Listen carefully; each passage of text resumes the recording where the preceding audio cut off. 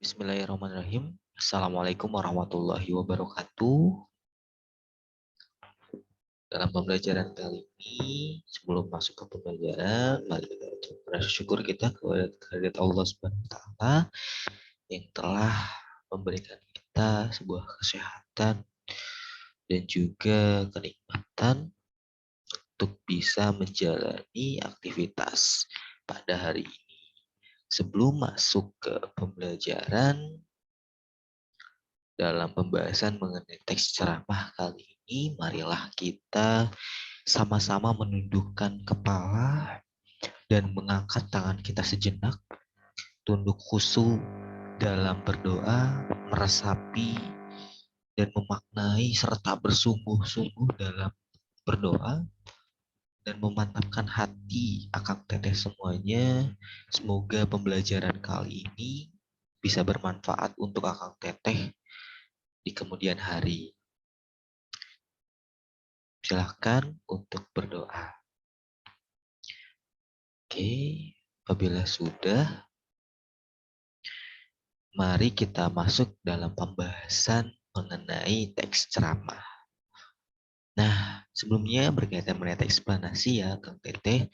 Nah, kali ini kita akan membahas bersama-sama mengenai teks ceramah itu apa sih? Oke, apa sih? Apa itu teks ceramah, Kang Teteh? Mari kita bahas bersama-sama. Teks ceramah adalah pembicaraan di depan umum atau di depan orang banyak yang berisi penyampaian suatu informasi, pengetahuan, dan sebagainya.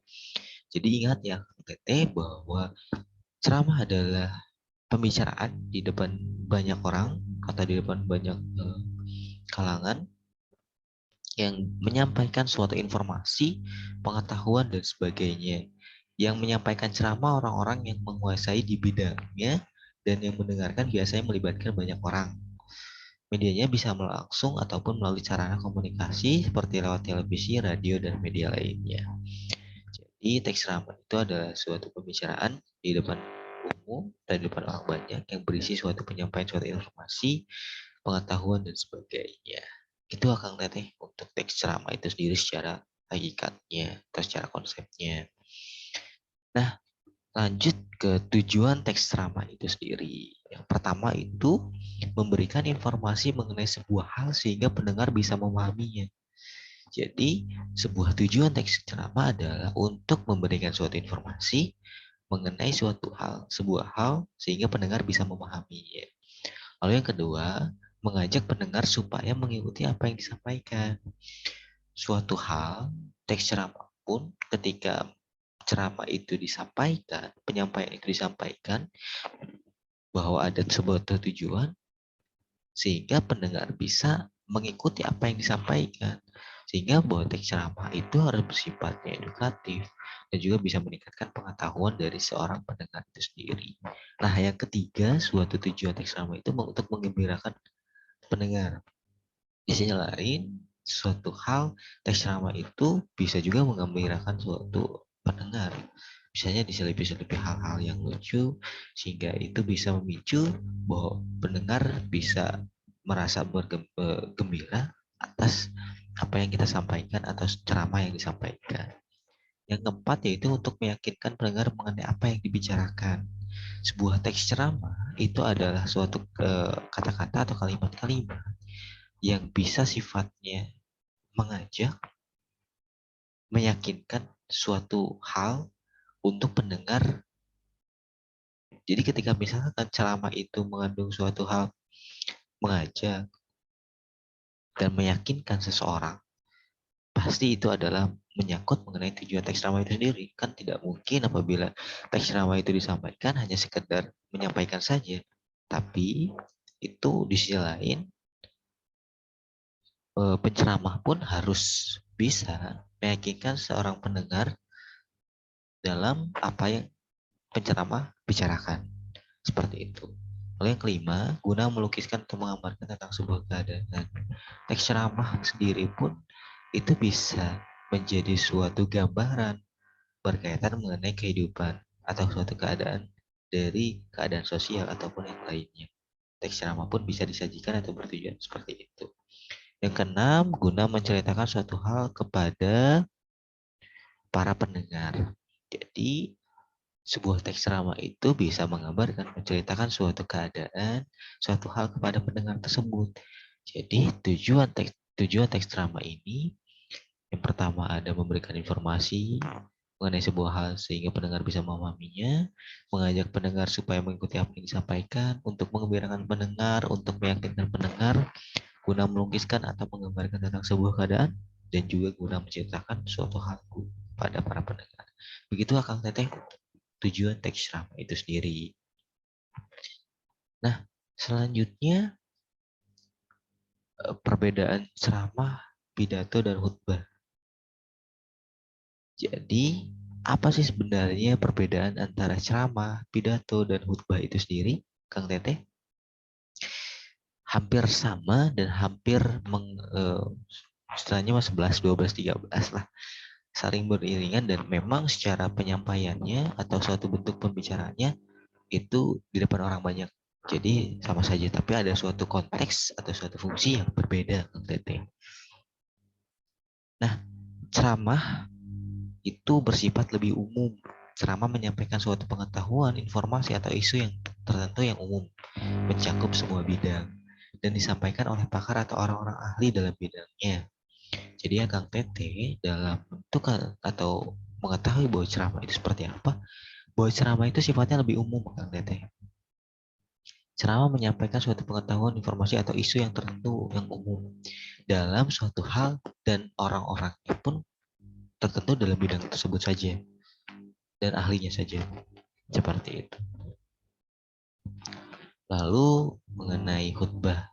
Khutbah adalah pembicaraan di depan umum juga, Kang Tete, yang berisi penyampaian pengetahuan keagamaan atau praktik ibadah dan ajakan-ajakan untuk memperkuat keimanan. Jadi jelas ya untuk khutbah mah konteksnya untuk pengetahuan keagamaan. Nah, yang ketiga yaitu mengenai pidato. Apa perbedaannya antara ceramah dan khutbah? Pidato adalah pembicaraan di depan umum kembali ya Kang Tete yang cenderung bersifat persuasif, yakni berisi ajakan ataupun dorongan pada khalayak untuk berbuat sesuatu. Jadi ketiga suatu penyampaian ini sifatnya lebih kepada di depan banyak umum, Kang Tete, di depan banyak orang. Tapi secara konteks antara ceramah, khutbah, pidato berbeda. Itu ya Kang Tete. Nah, unsur-unsur dari teks ceramah itu sendiri apa sih ya Kang Teteh? Nah, unsur-unsur teks ceramah yang pertama yaitu penceramah. Ya, ketika namanya teks ceramah berarti ada suatu hal yang sifatnya subjeknya adalah penceramah itu sendiri. Lalu yang kedua ada pendengar, yang ketiga materi. Materi yang disampaikan seorang penceramah itu pun harus jelas, terus harus ada. Terus yang ketiga, keempat yaitu metode ceramah. Metode ceramahnya seperti apa? Ataukah eh, langsung ataukah melihat suatu teks atau bagaimana. Terus yang terakhir ada media ceramahnya. Media ceramahnya itu bisa secara langsung di depan orang banyak ataupun melalui media-media komunikasi. Seperti itu.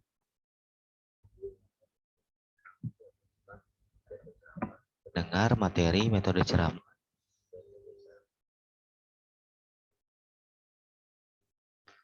Lalu dari isi dari teks ceramah itu ada apa aja ya? Kang Teteh semuanya. Isi teks ceramah itu yang ada tiga. Yang pertama ada pembuka, ada isi, dan ada penutup. Jadi ketika mengetahui sebuah teks ceramah, Kang Tete berarti ada pembukanya, ada isinya, dan penutupnya. Nah, yang terakhir berkaitan mengenai jenis informasi teks ceramah itu sendiri. Apa saja sih jenis informasi dari teks ceramah itu sendiri? Jadi Kang Tete ketika nantinya dalam menentukan sebuah teks ceramah atau menentukan sebuah informasi dari teks ceramah itu sendiri, yaitu mengenai yang pertama ada informasi berdasarkan fungsi. Informasi berdasarkan fungsi itu sendiri, yang pertama itu berkaitan mengenai informasi berdasarkan fungsi. Jadi Kang Teteh ketika membaca atau memahami sebuah teks ceramah itu, kalaupun ingin mencari sebuah teks ceramah berarti ada informasi berdasarkan fungsinya. Informasi berdasarkan fungsi yaitu informasi yang bergantung pada materi dan juga kegunaan informasi itu sendiri. Jadi sebuah teks ceramah ada informasi yang berdasarkan fungsinya, bergantung pada suatu materi. Ketika materinya apa berarti adalah suatu kegunaan atau suatu hal yang bisa menambahkan suatu pengetahuan dari apa yang akan kita baca, dengarkan dari sebuah teks ceramah itu sendiri. Nah, yang kedua, informasi berdasarkan format penyajian. Informasi berdasarkan format penyajian yaitu informasi berdasarkan bentuk penyajian informasinya. Di media massa dikenal berbagai bentuk penyajian yaitu dalam bentuk tulisan, foto, kartun ataupun karikatur. Jadi, format penyajian yang di sini informasi berdasarkan format penyajian ini sendiri. Jadi sebuah teks ceramah itu informasinya itu melalui format penyajian seperti apa, baik media massa ataupun media secara langsung. Gitu. Nah, selanjutnya informasi berdasarkan lokasi peristiwa. Informasi berdasarkan lokasi peristiwa yaitu informasi berdasarkan tempat kejadian peristiwa berlangsung. Dengan demikian informasi dibagi menjadi informasi daerah, nasional, dan mancanegara. Terus yang terakhir, informasi berdasarkan bidang kehidupan. Informasi berdasarkan bidang kehidupan yaitu informasi berdasarkan bidang-bidang kehidupan yang ada. Bidang-bidang yang biasanya dibedakan itu misalnya pendidikan, olahraga, musik, sastra, budaya, dan iptek. Jadi sebuah teks ceramah dan sebuah informasi dalam menentukan informasi dari teks ceramah itu ada 4 Kang Teteh. Yang pertama informasi berdasarkan fungsi, yang kedua informasi berdasarkan format penyajiannya, yang ketiga informasi berdasarkan lokasi peristiwanya, dan yang keempat informasi berdasarkan bidang kehidupannya. Jadi jelas ya Kang Teteh semuanya bahwa tadi pertama mengenai definisi, yang kedua itu mengenai tujuan, terus juga perbedaan antara ceramah, khutbah, dan pidato, lalu ada unsur-unsur dan isi teks ceramah itu seperti apa. Lalu yang terakhir ini adalah jenis informasi dari sebuah teks ceramah itu apa saja. Jadi ingat. Jadi kalaupun Kang Teteh belum jelas, silakan untuk mendengarkan berulang-ulang dalam sebuah penjelasan yang sudah Bapak berikan.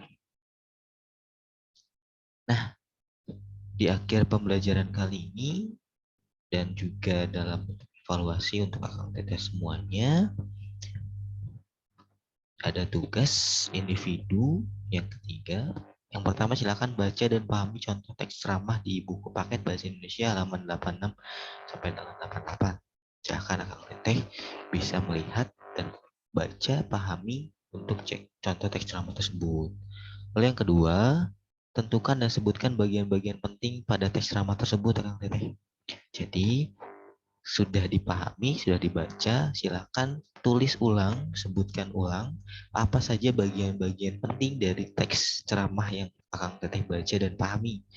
Jadi menurut misalkan Akang Teteh, oh ternyata kalimat ini penting untuk diri saya dan untuk orang lain. Nah, bisa Akang Teteh sebutkan dalam maupun di Word ataupun dalam tulisan langsung di buku Akang Teteh semuanya. Yang ketiga, tentukan bagian pembuka, isi, dan penutup dari teks ceramah tersebut, Kang Teteh. Jadi bagian pembuka itu yang mana, bagian isinya yang mana, dan bagian penutup yang mana. Itu, Kang Teteh. Silakan sesimpel mungkin untuk kerjakan tugas ini. Boleh yang nomor 3, misalkan ya. Paragraf 1, 2, 3, misalkan pembuka. Isinya misalkan paragraf berapa, penutupnya paragraf berapa. Jadi tidak perlu ditulis ulang. Itu. Ya seperti itu aja Kang Teteh untuk tugas individunya. Dan apabila sudah, silakan untuk mengumpulkan tugas di tautan link yang sudah Bapak terterakan di dalam penjelasan ini dari PPT ini, dan mungkin nanti Bapak akan kirimkan di WG. Baik, untuk pembelajaran kali ini dicukupkan, dan jangan lupa untuk mengisi presensi absensi yang sudah Bapak kirim di WAG. Silahkan isi dengan sebaik mungkin dan kerjakan tugasnya sejujur-jujurnya, dan berikan yang terbaik untuk pembelajaran kali ini. Terima kasih atas waktunya. Semoga pembelajaran ini dapat memberikan manfaat untuk Akang Teteh semuanya. Saya tutup. Assalamualaikum warahmatullahi wabarakatuh.